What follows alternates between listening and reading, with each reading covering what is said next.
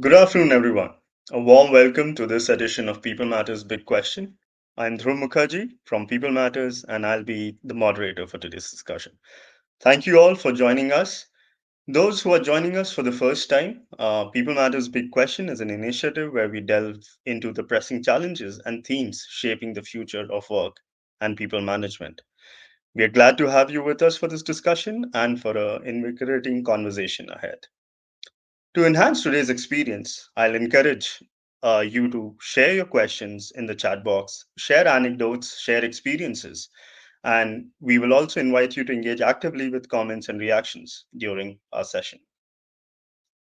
Now, let me turn focus to today's topic. It's a pressing topic and a challenge that we are seeing rise across not just Southeast Asia, but also the globe. Today, we are talking about how and whether HR leaders are ready for the surge in Southeast Asia's data center growth. Southeast Asia is today witnessing an unprecedented growth in its data center sector, driven by advancements in technology and rising data consumption.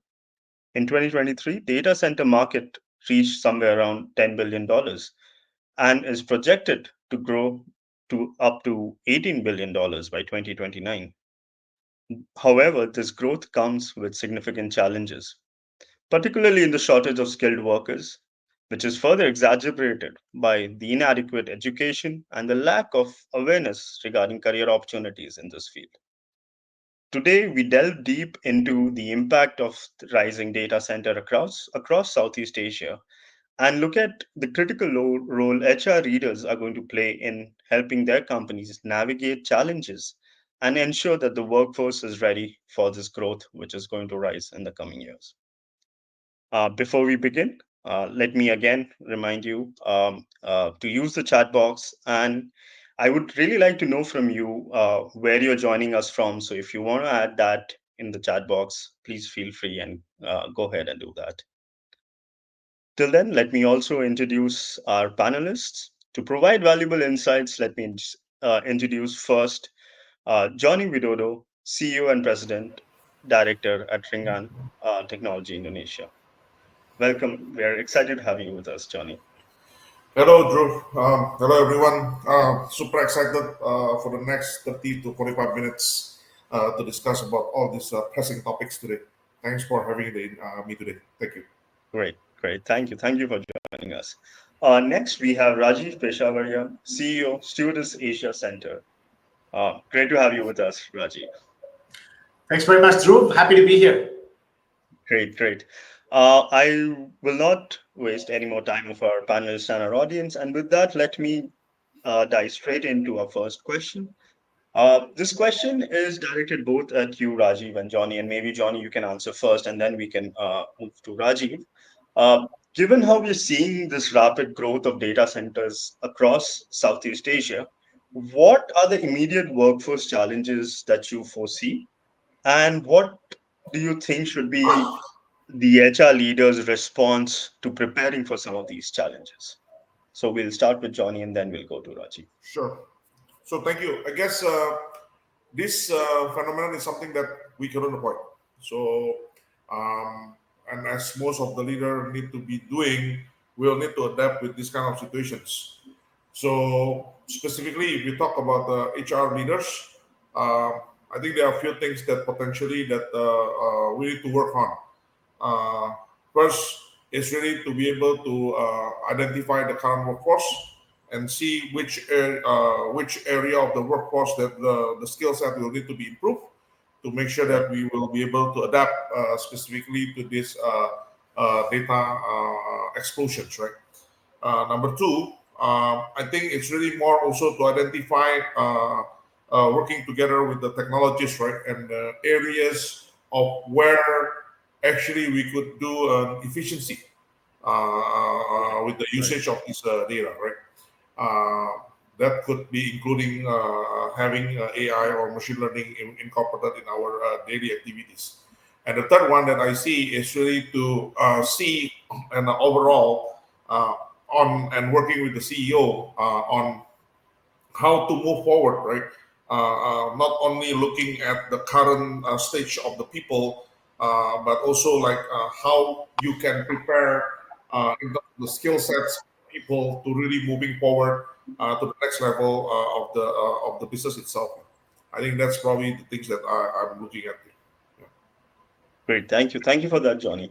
Rajiv, any addition, any perspective that you would want to share on this? Sure.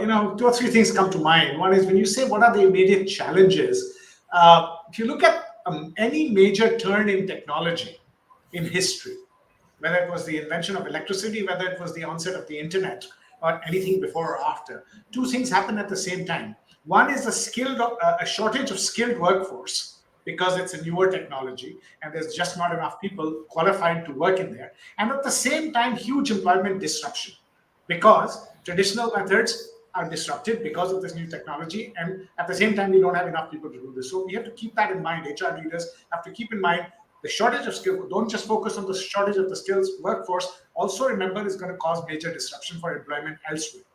Second, Definitely. in trying to prepare for technology related jobs, we can easily over focus on STEM education.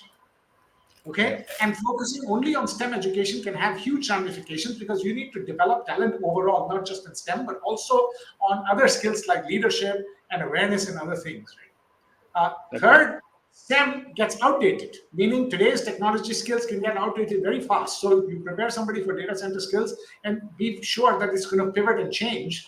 Quite a lot. The final point I'll make is we're talking here about data centers and we're talking here about AI and technology. Environmental and social aspects of that cannot be ignored. Just to give you a small soundbite, just to train a single neural network takes 300,000 kg of CO2 emissions, training one single neural network. So when you're talking Right. about these massive data centers, we have to look at the environmental side of it and the challenges that come to mind. Great. Thank you both, Rajiv and Johnny. And I love that while Johnny really highlighted some of the adaptability and efficiency aspects that are going to be a challenge for HR leaders. Rajiv, you brought out some of the other challenges in terms of not just looking at STEM skillings, but also the holistic skillings. And we'll definitely delve into some of these questions as we move forward. Staying on that skilling aspect, Johnny, my next question to you is when we see some of these skills shortages, right, we also look at how inter-organizational partnership can be enhanced and how can we really look at addressing some of these skill gaps that emerge with the rise of this data center industry. What are some strategies that either you're looking at or you think companies or HR leaders should really look at from a skilling perspective? So this has two, three folds that actually we are implementing, right? So number one, really to look at the talent internally and doing cross knowledge pollination. Sure. So the kind of like sharing sessions, knowledge sharing sessions from the internal expert with the people in the organizations. So that's the first poll that I think is probably the thing that we are doing, right? The second, of course, on top of that, we could potentially invite the external expert to really share and build the knowledge of the organization itself.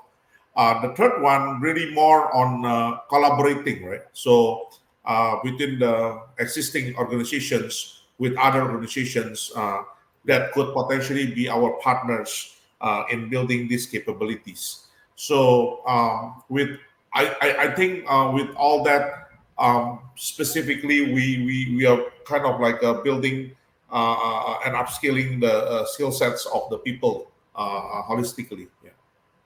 Great, great. And just to stay on this point for a second, what do you see really if you look at the year ahead? Maybe do you see innovating in some of these strategies or bringing in newer mechanisms to address these skilling needs? Your question, sorry, I missed a little bit. So if you had to just look at maybe the next year, do you see some newer innovations in these skilling mechanisms that you mentioned that you think our audience can really benefit from? I think if specifics from the HR perspective, that's something that probably I haven't thought about it. But I think if we talk about generally, it will be more on uh, kind of like I would say back to the efficiencies of uh, those areas where you will see a lot of people Understood. and Yeah. now are being, I would say, replaced by this AI. Yeah. Understood. Understood. Agreed.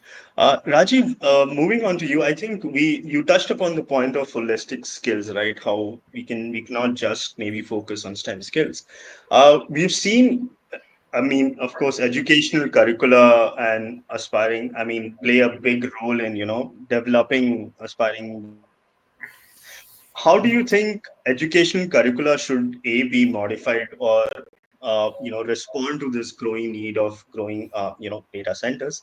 And secondly, how should HR leaders also look at their internal developmental opportunities to really ensure that people are able to meet the demands of growing data centers? So, again, like I said, holistic. The thing that we really need to remember is that technology skills get outdated very quickly. So, from an HR perspective, you have to develop, agility. You have to develop learning agility. You have to develop the ability to remain flexible in addition to learning today's technology skills, because technology skills get outdated very, very fast. So that's the Yeah, number one thing I think we need to take into account. Secondly, when you're talking about technology, you see technology also gets misused. Technology can make life better. Technology also gets misused. So you really have to focus also, along with the training, on something we call ethical integrity. So at Stewardship Asia Center, we talk about not just integrity, because integrity most people see is as following the law. If it's not wrong by the law, let's do it. But no, no, no. In technology, you have to look at the future implications as to what harm could it create. And even though it's not illegal, is it the right thing to do? So you need to get training in ethical integrity along with all the technical skills. But I really want to come back to the previous question that you asked about, partnerships and all that. It's very easy to say that companies should form partnerships and train as an industry together. But there are practical problems with that, and that is that there's competitive elements. So how do you solve for definitely.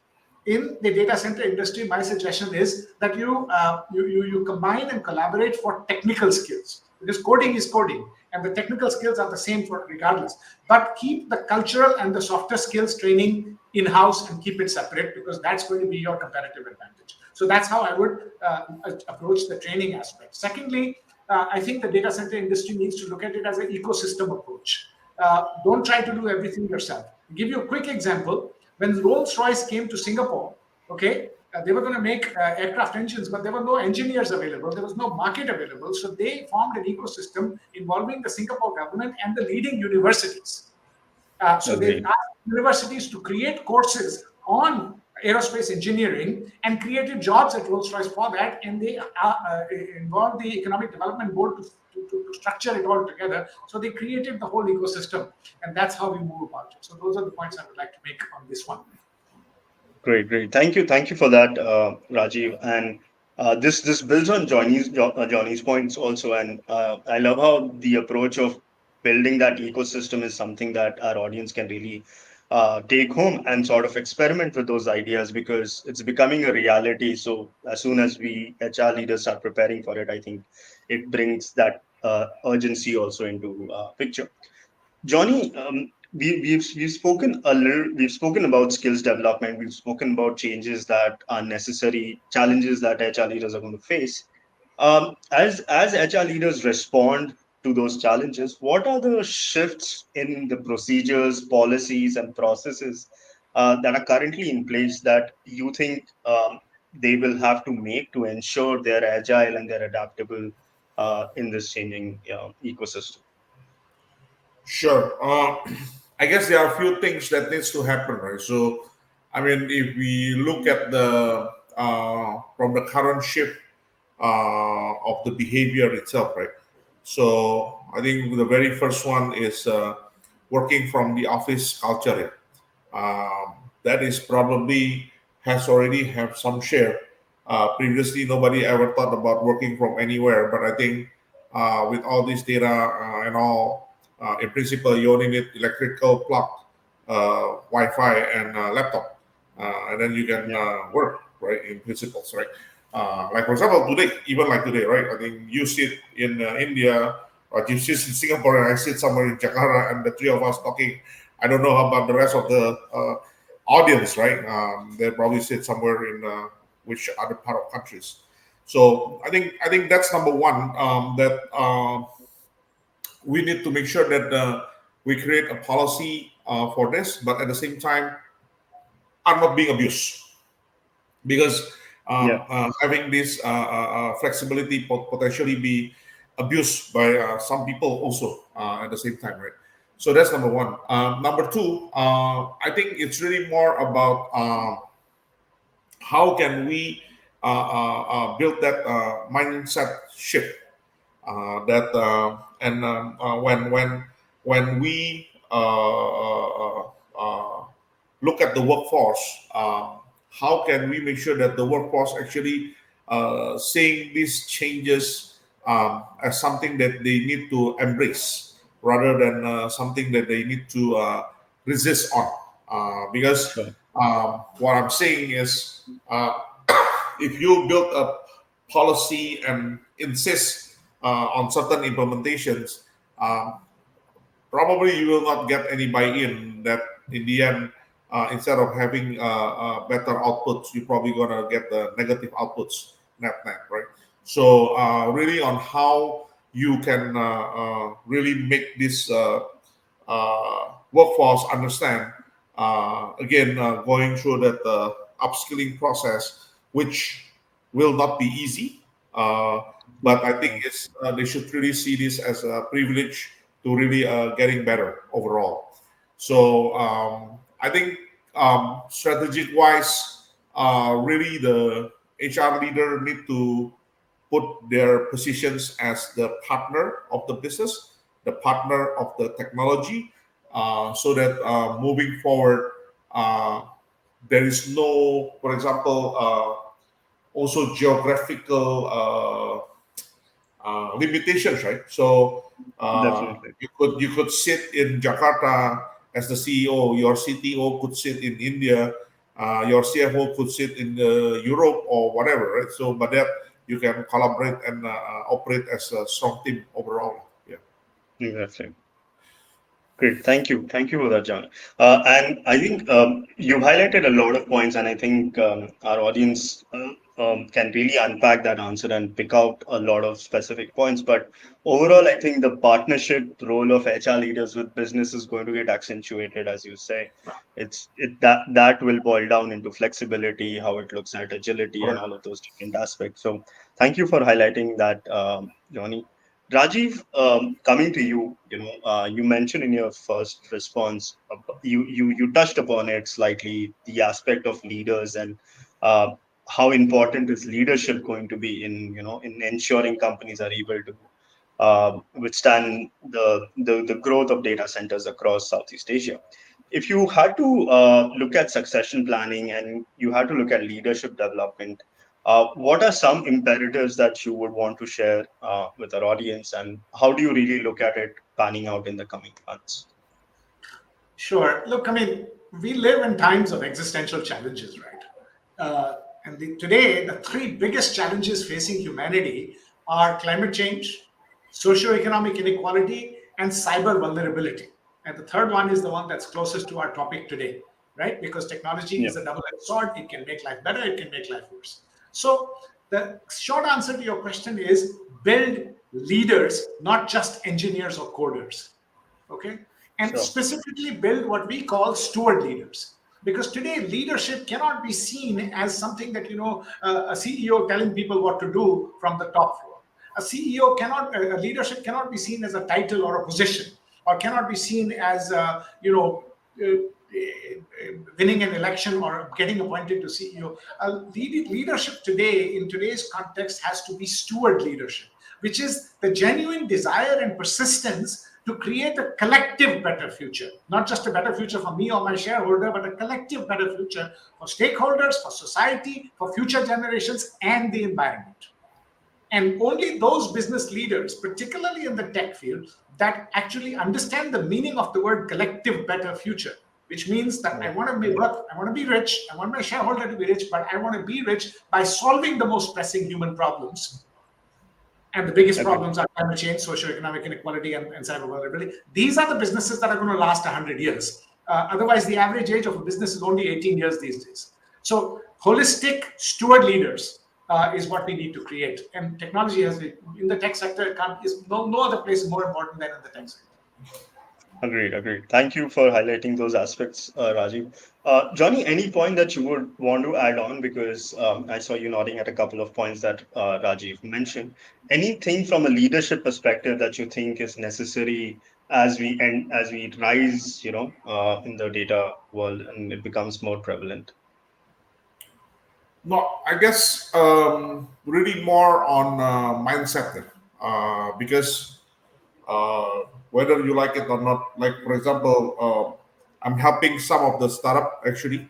Sure. One of startup that I was helping on is really on AI also. Uh, and when I look at the output of that, um, that is basically like a mini chat GPT where you will be very focused on rather than giving a framework, but more on giving a research data. So Sure. if I were to just look at it, and if I came from, say, for example, marketing agency, right, or a research Mm. company, right, I can always look at it from two perspectives, right. One, I could see it as a threat that could potentially replace my role as a consultant and providing research materials after 3 weeks of FGD, survey, whatever, blah blah blah, to my client, Mm. or I could see it as a complementary, right? And seeing this as something that could sharpen our research materials to our client and really making it to be more holistic view and potentially to help us validate the hypothesis or the test that we are doing. So again, I'm the point that I'm trying to make here is really you can always see whatever changes with the two sides of the coins, and Yeah. it's really the mindset of being positive, embracing it, and pushing it through, and building on top of it is the one that need to happen for all the leaders here. Great. Thank you. Thank you for that, Johnny and Rajiv. I think, leaders do set the tone, and leaders, having the right leaders as we enter into a data first world and data centers are rising. I think that helps a lot of our audience decode some of the necessary aspects that we really need to be focusing at. Dhruv, can I With this, just yeah, comment yeah, on something sure. you just said? You said a data first world, right? And I think there is a huge problem here is that everybody is talking about the word data first and data driven. Okay, now I submit that everything cannot be data driven, and that is that is what this obsession with data drivenness, if you will, is causing the problem with AI and the biases that are getting into it. We should be data informed and not data driven. That's how humans will keep an upper hand, right? So everything cannot be data driven. It must be data informed and use human ability on top of data in order to make leadership decisions. So I just wanted to add that. No, no, I completely agree with that point, Raju. And I think it's the balance which, as we move ahead, it'll be more critical to establish. So I completely agree with that point of yours. Moving ahead, I think, this brings me to my last question. And again, I think for this last question, both Rajiv and Johnny, I'll request you to maybe put on your, eyeglasses of looking into the future and maybe if you had to predict one major shift, I mean, we've touched upon a couple of shifts in our conversation already, but if you had to predict one major shift that is going to impact how HR leaders, their ability to deal with the rise of data centers across Southeast Asia, what would you say it is? We'll start with Rajiv and then we'll go to Johnny if that works. So to answer this question, I'd like to go back to two questions back. When you asked the question, in what ways can HR departments adapt their policies and procedures to keep pace with technological advancements, right? Yeah. And your question is into the future, and what is the one thing that HR leaders are doing differently? And My answer is rely less on policies and procedures. Sure. Gone are the days of writing policy manuals and procedures for everything because technology pivots so quickly these days. You have to be as in your own agility as HR leaders as fast as the technology changes. So that before the ink dries on the new policy that you create, the policy is already outdated. So rely less on policies and procedures, build learning agility, build comfort with ambiguity in your culture, build comfort with failure in your organization, because only if you fail multiple times will you create a big breakthrough. And if your organization doesn't treat failure, just doesn't tolerate failure, you're finished before you even start. And build ability and willingness to pivot multiple times. Try, fail, try, fail, try, fail. So I see HR leaders becoming less reliant on policies, procedures, rules, and more focused on values, more focused on purpose, and more focused on what we call creative resilience, which is a big aspect of steward leadership, which is creativity and not giving up on innovation, which is the resilience part. So that's how I see the shift happening. Today's average HR person, and I'm an HR person, so I can be self critical. Today's average HR person is very heavily dependent on controls. Now, to give up controls through rules and policies and move to values and purpose. That's the big shift I see happening. Understood. Thank you. Thank you for that, Rajiv. And I'm sure our audience does echo with a lot of those points. Johnny, what would you say, looking into the future, what's one aspect that HR leaders really need to be looking at? So, from my point of view, it's really a change of that mindset of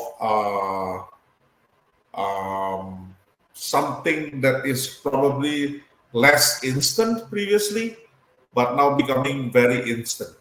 Sure. So echoing to what Rajiv was saying, right? So, like for example, uh, maybe one of the policies, for example, that we have all have been living on would be the annual performance review, right? Yeah. Um, on that aspect, imagine if somebody not doing what you are supposed to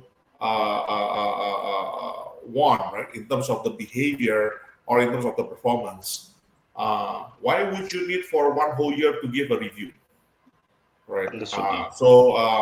But again, because the policy is created that way, that there is a formalized communications within the leader or the HR with the employees once a year, right? So echoing to that, I think it's really the mindset of more instant, more agile, more adaptive, able to look at the data and really like make certain decision faster. It's really more of that kind of more analyticals, uh, that kind of a mindset shift that has to happen. Sure. It's so Sure. HR is no longer just looking at the humans and focusing only on recruiting, engagement, and all that, but really more becoming more of analytics at the same time and becoming the partners of the business leaders. Yeah. Great. Great. There you have it, folks. I think, the last answer really summed up a lot of what we discussed earlier on, also in terms of the shifts that HR leaders need. And it's all about how can HR leaders create that value? How can they move beyond, as Rajiv says, how can they move beyond procedures, processes to really look at, the transformative aspects that HR can bring to the table. So thank you, panelists. Thank you, Johnny. Thank you, Rajiv, for joining us today. Thank you, our audience, for taking the time out on a busy day and joining us for this conversation. Uh, and with this, we end this conversation of big questions. Stay tuned and follow big questions for other pressing challenges as we move ahead. Thank you, everybody.